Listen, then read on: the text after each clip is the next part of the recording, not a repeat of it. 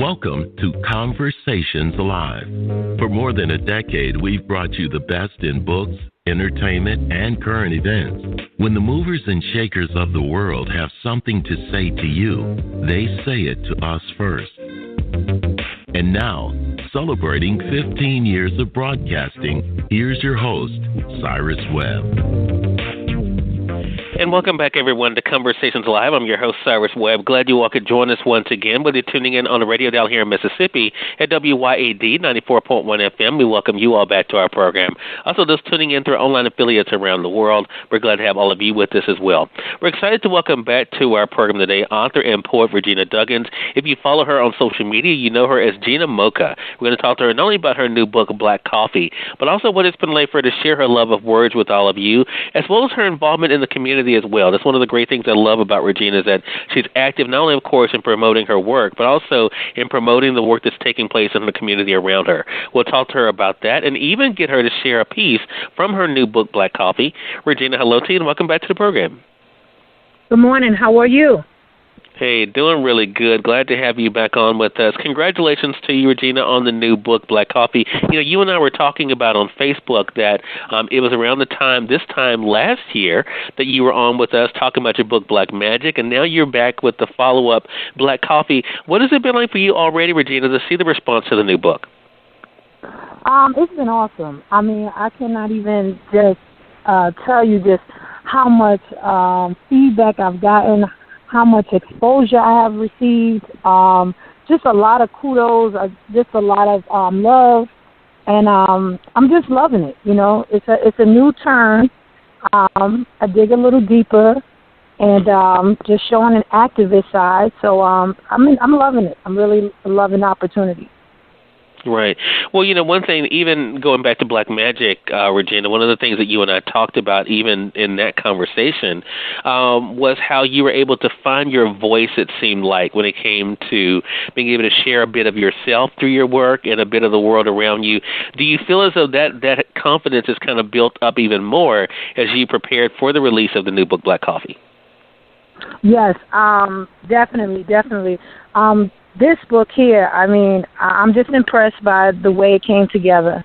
And then just being able to tell my stories, also to be the voice for those that are feeling that they were voiceless, those that have experienced, you know, all kinds of situations, domestic violence, rape, just social injustices, and just being able to stand up and for them. I think it really put a great spin on it and really connected me more to the community. For sure. And I think that's one of the things, too, that people appreciate about you is that it's not just about you. It is about what you can do for other people. So for those who may have missed our previous conversation, Regina, let's go back a little bit. I mean, when did you first realize your artistic voice? When did you know that writing was that thing that you wanted to do to be able to share your story? It started back, a teacher had, in junior high school, had discovered my writing from a poetry class. And so from there, you know, I started writing, but I took a long break. It took for me to go through a life-changing experience. 2 years ago, I was told that I had gone into renal kidney failure. And, you know, I was in denial about it. And, you know, as I was going through the procedures and everything like that, when I felt that God has given me a second chance, and my 40th birthday was coming up last year, and I just said, you know what, I don't know, you know, what it is that I really need to do. What's my purpose? And I just decided to start back writing. And then I had started back on the new year of last year in January, and by April I had my first book finished and completed, and as I was still writing, I had so much more material. So that's how the second book came about, which I released this January of 2018. Black Coffee. For sure. For sure. Well, I've already ordered my copy on Amazon.com. We're going to be letting our audience know as well, Regina, how they can be able to get it for themselves. So as you've been going out, one of the things I've noticed, again, thanks because I'm following you on social media, is that you've been having your events, but you also have been able to share your word as well. You know, I have, you know, for a long time realized the power that words have. Of course, when you're reading them yourself, it's one thing, but when you actually hear from the person who wrote them and what their intent was, it definitely is another feeling. What has that been like for you to be up on that stage, Regina, and to be able to share your work and to let people know what inspired it? I think it's just soul lifting. I can just pour out myself on the stage. I sometimes call it like stripping naked. If you're taking off all of those weights that's been bogging you down, that baggage, you're freeing yourself, your soul, and you never know, like I said, who you're going to connect with in the audience. And that's what I'm really loving the most, because it doesn't matter about everything that's going on. Like, you can be the richest to the poorest, but when you connect with people on all different levels, they support and love you even more, the realness. So I had an opportunity, which I'm just so amazed about, to speak at the Women's March that happened in January. And, I was able to motivate young children up until older adults that, like, when I walked out in the crowd, just the amazement and the love, and people wanting to hug me and just was thanking me for the words that I said. And I really didn't believe that I could be that impactful, but it just was over, I could say, almost 3,000 people out there in Charleston. And, it was just wonderful and amazing to see so many people of different ethnicities, just coming up to me and just saying thank you for, showing your support, showing your love and dedication. And that, I'm hoping the change is that more and more people get out to vote. At the end of the day, that was one of our pivotal stance, was to go get out and vote, and how important voting is, women's rights, any kind of social injustices that is partaking in your area. Like, I'm giving you that torch to now go out and do something in your community. And I feel that that's the greatest gift I can give to anybody. Yeah. I think that's talk about a gift. You're right. The greatest gift we can do is definitely to inspire others and to push them towards some kind of action. Do you also hope, Regina, that by sharing like you've done through Black Magic and now through Black Coffee, and we're going to get more into that book, that you are also able to inspire people to share their own stories and realize that their own stories matter?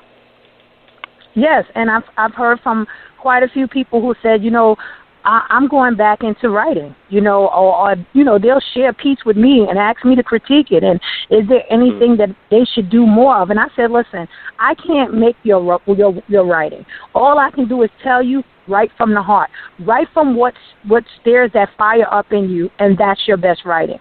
And I will support you 100%. If I have a platform for them to perform on, I will call them and tell them to come, because I love new artists, because I myself, I still feel I am very new to this, and I just feel like the more relevant as far as you are as to what's going on, people will believe you, and the more real you are. Don't hold back anything that you feel you have to say. Right. I think that's it. That's a great message, and you're hearing it from someone who definitely knows this firsthand. For those who are just tuning in, either on the radio side or online, you're listening to Conversations Live. We're already having a great conversation today with the author and poet Regina Duggins. We're talking with her not only about her journey that began last year for us. I found out about Regina last year. We got a chance to talk about her first book, Black Magic. Now she's out, and I'm very excited to talk to her about her brand new book called Black Coffee, and she's going to be actually sharing a piece from that book a little bit later. So let's talk about how this book came about, because as you mentioned earlier, Regina, this is not just your story, but being able to share the stories of others as well. One of the things that I noticed before I made the purchase on Amazon myself is the way you have the book kind of separated. It's in 4 different sections, and in those sections we're able to get different poems based on those themes. How did the book kind of come together? How did you come up with this process? Well, the process was, there's just so much going on in the world. And, you can't get it all, but you can get it in pieces. And I wanted to pay homage to every aspect of my life. And I started from development, parents, your mom, or whomever was that main root in your life. So I started from the foundation. And so I grew the book up into, where at the end I'm becoming whole. So this is a whole journey, and it talks about so many things like social injustices that's happened in my life. It talks about, like I spoke about my mom, and I'm highlighting her, and being a parent and what children need. So it's just, that section just grows to the next, where it's just showing your love and, who's been in your life on your journey. then moving to what's going on, like, in our mind. Like, where we feel that, I'm not good enough, and we keep letting other things hold us back and, hold us down. And then I talk about the social injustices with, homophobia, and I talk about police brutality, and I also pay homage back to our ancestry and those that died in the Charleston 9. I mean, so it's just a collection of what's went on from every stage in my life and others. And I kind of it's like birth almost to death, because at the end I speak about, totality, as a whole. And then I also speak about, don't bury me when I die. I have a reincarnation piece. Like, I'm never dead. You know what I'm saying? Like, I go back to, and this I say ancestries. My book is really strong on the roots. I believe that I'm being the voice of my grandmother, who couldn't speak back then in the early 50s and 60s. So now I'm that grandchild that can carry that torch and speak on so many issues that I felt that she might have been closed off and never shared with me. So that's why I kind of feel like there's something spiritual also coming out of me that's making me be able to share these messages and hope that it reaches all the people that it needs to reach. Yeah. One of the things that you share quite often on social media, I noticed as I follow you on Facebook and Instagram, your family. I mean, you're a very proud mother. I mean, how is motherhood, you were talking about your mother, but how has motherhood changed you, Regina? It's grown me in so many ways. It's not an easy task. You have to find the individuality in each child and love them unconditionally, and I mean conditionally. And I talk about just things that you would never think that your children or child would get involved in. And I'm honest to say, I have a son who's incarcerated, and I love him, and I don't like what he has done. I'm not in agreement to, things that he has been, charged with. But I love him unconditionally, and I still have to, in spite of everything, be there and as a support. So I also have a son who's autistic and has severe special needs. And, I'm his support, too. I'm his biggest advocate. And raising 3 girls, girls go through their teenage years. And, but at the end of the day, like I said, they're children and they grow into young adults. And I want to be their support. And everything is a learning experience. And if you really love your children, you have to love them for the whole package, not for what you only want to see in them or what you want them to become, because they may not do it. Right, for sure. And it's okay. That's so true.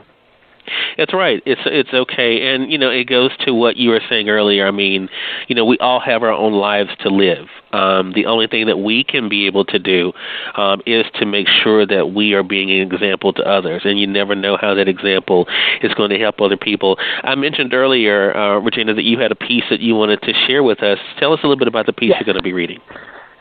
Okay, the piece is entitled Hands Up, and it's talking about police brutality and what it does and how it affects our communities, and especially the black communities. And this is something that I'm standing real strong on. I also have a video that I recorded on the Lower East Side here in Charleston, South Carolina. So I've been doing some video reviews and starting to have screenings, and hopes that it reaches a lot of people to get this message that, police brutality is not accepted. And our youth are dying from it, but no one has the answer. How does the family live after? How does the kids live after they've lost a loved one due to this type of violence? Well, feel free to go ahead and share it, Regina. Okay. Hands up. What guarantees me that I won't be another female statistic in the world's history book? I am Sandra Bland. Hands up. I decided to chase the dreams that America had to offer me. Hands up. You know the saying that says no child left behind until the day you decide not to put your hands up. And now we are all being charged with a heinous crime.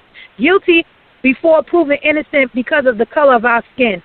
I refused to lie down and go down in the ground covered in green pastures as a quiet coffin, because Rosa sat and Martin stood, Aretha sang, and Harriet did the crawl walk as millions followed as she held a lit torch with her hands held up, hands up. Every time you thought you knew me and you thought you figured me out, hands up. I found another way to reinvent me and for you to say, who is she, out the corner of your mouth? Hands up. I'm Gina Mocha, walking with my head held high, pointing to the sky with my hands up. If I was a black male like Sean Bell on November 25th, 2006, 40 shots may have rang out. But since I'm a female, I'm going to run around town trying to find another way out of this struggle and to let you all know that you can't hold a black female down until I'm climbing up a pole like Bree Newsom in 2015 trying to take down a Confederate flag that holds my black generation of colored people held down. So I walk around each day chanting like Fannie Lou and Sojourner Truth and Angela Davis, Maxine Waters and Nina Simone, defecating on the microphone with my hands held high, paving the way for our next generation while chanting, hands up. Too many times have I heard you say, he turned around like Mike Brown. He walked up on me but then ran away like Walter Scott. He wouldn't turn his music down like Jordan Davis. He wore a black hoodie, and he had a book bag. He had a gun. Oh, wait, there's more. Trayvon Martin was carrying iced tea while eating a bag of Skittles. And the harmless people of color made me fear him, you see. So wait, am I a little confused or a little dazed? Because another black brother was killed because he walked, talked, or sat in his car with his girlfriend while 3-year-old innocent child screamed, Mama, stop. I don't want you to get shooted. Philandro Castile was still shot down while trying to put his hands up. Even worse when the strong forces from the Blue Walls choked a man to death in front of a New York City convenience store. All the while, Eric Gardner was screaming out 11 times, I can't breathe. I can't breathe. How convenient was that? He was also black. You can't stop me. I'm always 2 steps ahead of this game. My mom created me, but my dad died trying to show me that you should never fear no man. As I hear his voice saying, put your hands up. As a child, I strived to be an adolescent. And as an adolescent, I aimed to be an adult. And as an adult, I feared my life would be too cut short. I am not going to stop until I can completely turn this world upside down and show slavery still exists. It's just that the words are flipped inside out, like Juneteenth didn't ever exist. So while I'm trying to run around the world, spreading my messages all the way around the world, I'll be spreading my messages while I'm spreading my messages all the way around the world, looking for answers about why keeping his hands up still got my brother shot. Hands up. Thank you. Oh, wow, that's powerful. Regina, thank you so much for sharing that. Again, that's from her new book, Black Coffee. We're going to be letting you all know how you can get your own copy of it, as well as how you can stay connected with her. So, I want to talk about, and I was having this conversation with another poet recently, Regina. Is there a difference in the confidence of Regina Duggins and Gina Mocha? Yes.